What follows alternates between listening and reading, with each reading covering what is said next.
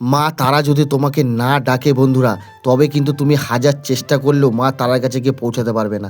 হ্যাঁ, এটাই আমি জলজান্ত উদাহরণ পেলাম জীবনে প্রথমবার তারাপীঠে গিয়ে।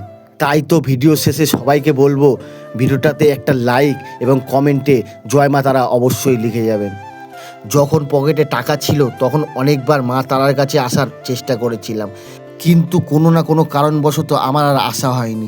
রিজার্ভেশন টিকিট অনেকবার ক্যান্সেলও করতে হয়েছে। আসলে মা হয়তো তখন চায়নি যে আমি মায়ের কাছে আসি। কিন্তু বিশ্বাস করুন, আজ আমি হঠাৎ একদিনের মধ্যে বন্ধুদের আবদারে পকেটে 200 টাকা নিয়ে বেরিয়ে পড়েছি তারাপীঠে এবং মায়ের কাছে চলেও এসেছি। এবং সকালবেলায় 6টার সময় উঠে স্নান করে পাঞ্জাবি পরে মায়ের দরবারে চলেও এসেছি এবং ভক্তি ভরে মাকে পুজোও দিয়েছি। এবং তার সাথে সাথে মায়ের কাছে আমি নিজের দুঃখ কষ্টটাকেও জানিয়েছি এবং সমস্ত কিছু আবদার করেছি যেন মা সব কিছু ঠিক হয়ে যায়। প্রথমবার মা তারার কাছে এসে মাকে ভক্তি ভরে পুজো দিয়ে সত্যি আমি খুব আনন্দিত।